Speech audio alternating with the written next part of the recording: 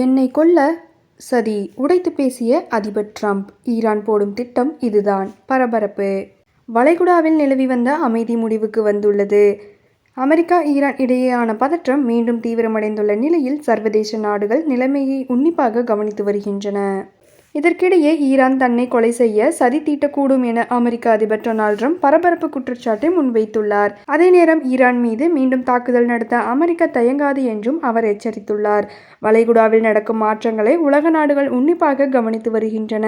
அங்கு America Iran இடையே ஏற்பட்டிருந்த தற்காலிக போர் நிறுத்த உடன்படிக்கை முடிவுக்கு வந்துவிட்டது. இருதரப்பும் மாறி மாறி தாக்க தொடங்கிவிட்டதால் பதற்றம் அதிகரித்துவிட்டது. ஏற்கனவே இதனால் கச்சா எண்ணெய் விலையும் கூட எகிர ஆரம்பித்துவிட்டது.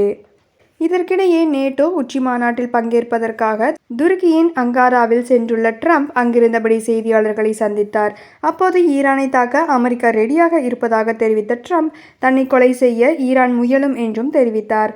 அவர் தொடர்ந்து பேசுகையில், ஈரானின் பல தலைவர்கள் தற்போது உயிருடன் இல்லை. விரைவில் மேலும் சிலர் இல்லாமல் போகலாம். நானும் கூட அவர்களின் டார்கெட்டாக மாறலாம்.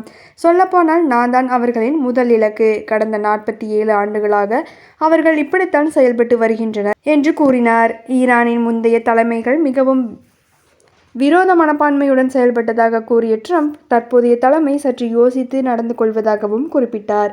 இருப்பினும் ஈரான் தொடர்பான பிரச்சினைக்கு விரைவில் முடிவு காணவே விரும்புவதாகவும் அவர் தெரிவித்தார். இதற்கிடையே ஈரானுடனான போரை முடிவுக்கு கொண்டுவர மேற்கொள்ளப்பட்ட சமரச முயற்சிகள் தோல்வியடைந்து விட்டதாக ட்ரம்ப் அறிவித்தார்.